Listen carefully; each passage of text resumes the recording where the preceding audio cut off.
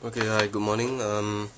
Today we'll be doing about allocative inefficiency, and where this will come out in the exam is, for example, like this.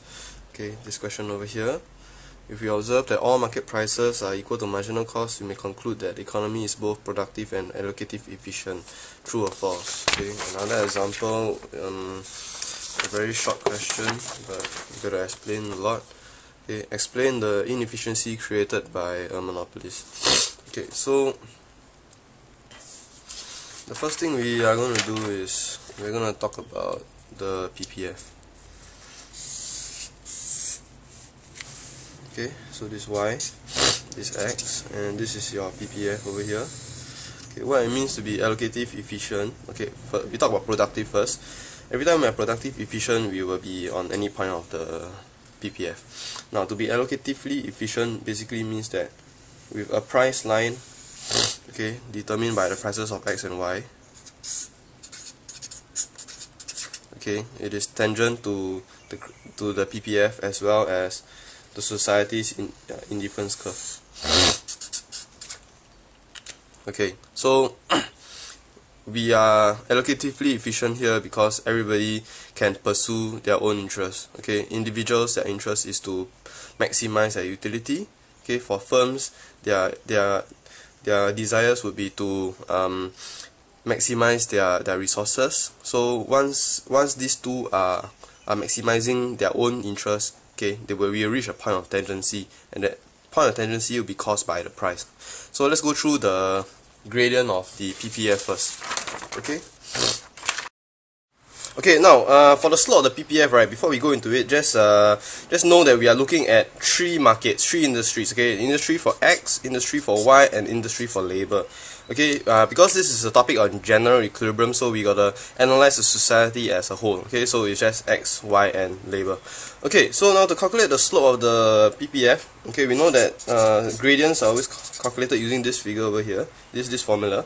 Okay, let's look at one part first. Let's look at dy. Okay, so dy equals to dl multiplied by mpl x. Okay, assume y.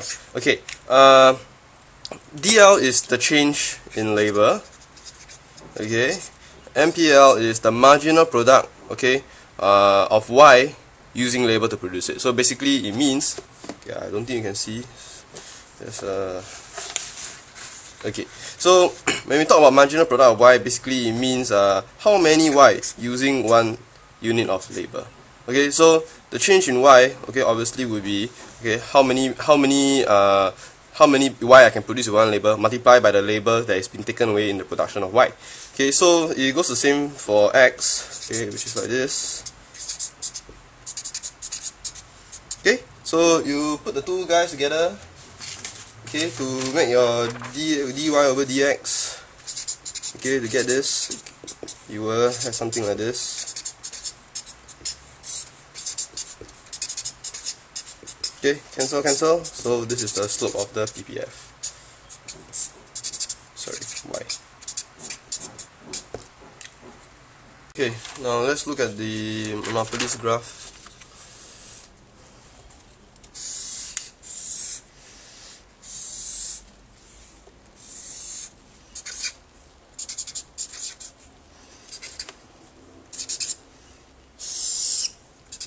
Okay, so this is where perfect competition would produce the output and determine the price. Okay, we'll call this XC and we'll call this PC. Okay, and this is where the monopolist will determine its output, XM, PM. Alright. Okay, now let's look at the perfect competition, the price equilibrium first. Okay, so now what has happened is that you realize that P equals to MC. Okay, so the perfect comp produces at this. Now we must know that MC equals to wages divided by the marginal product of labor.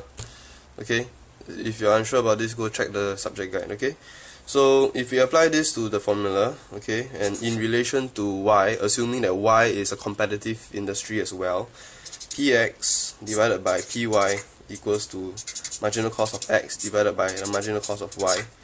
Okay, this would mean wages divided by marginal product labor of X divided by wages divided by marginal product labor of Y.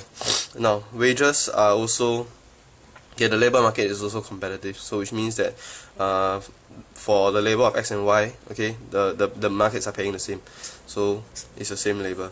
You flip this around, imagine this is 1, okay, so you will get this. So you realize that we have came out with a conclusion. This is the slope of the price line. This is the slope of the PPF. From here we can see, okay, that we have reached a point of tangency, because what we discussed earlier is this. Okay, is equal Px over Py is equal to, at this point, okay, equal to this. Okay, so looking back at the graph, okay, this is for the monopolist, right? Okay, so you know that the monopolist will produce at a lower quantity than the perfect comp. So in this case, okay, assuming that this is the quantity for perfect comp, okay, the monopolist will be producing somewhere here for X. Okay, now we all know that the monopolist, okay, being a monopolist, they will produce at P more than MC, okay, for X. Assuming that the market for Y is perfectly competitive. Okay, if you put the two equations like just now what we did, okay, I'll put a M here to show you that it's monopolist, okay, and a C to show you that it's perfect comp, okay, and then you compare this. Okay, now which one will be bigger? Obviously this one, because they're charging a higher price as compared to a perfect comp, so it will be like this.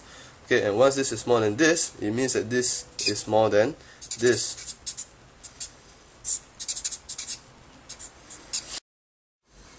Okay, now if you don't remember how I got this, okay, just refer back to this, okay, scroll back the video and check it out. Okay, so now we know that this, okay, obviously being the price line, okay, is more than this, which is the slope of the PPF. Okay, so you can come out with this conclusion. We know that the monopolist, okay, is going to produce somewhere in this region. Okay, and the price line is going to be steeper than the PPF. So let's pick one point somewhere here. Okay, so to identify what is the slope of the PPF is simply just, okay, a tangent, okay, to the slope, and this is the gradient of the slope. So if the price line is bigger, basically means that it's steeper. Okay, so at this point here, we'll draw a line down like this. Okay, this will be Px, okay, M over Pyc. Okay, so if the individual will try and maximize his utility by being tangent to the price line. Okay, so this is a new indifference curve. If you don't understand this part, right, okay, just a very simple analogy. You look at this thing. Remember chapter 2, budget constraint, right? IO over PXO, IO over PYO, indifference curve, correct? What is this angle over here? It's PXO over PYO. Same thing. That's the reason for this. Okay, now, a lot of people talk about deadweight loss, but they don't really know what is the meaning of deadweight loss. Okay, deadweight loss is actually, this is according to Amos' wisdom. Okay, deadweight loss is the loss in utility. So when we talk about utility, what do we look at? Indifference curve. So this difference over here, by going down to a lower indifference curve, that is a loss in utility, and this gap between the two indifference curve actually gives us our deadweight loss. Therefore, okay, the monopolist is not competitive. The monopolist is not allocatively efficient. Okay, because the individual isn't able to maximize, okay, his utility. Okay, thanks for watching. I know this is a difficult topic, but if you just practice, okay, the whole flow of it, okay, I'm sure you'll be fine. Okay, thanks.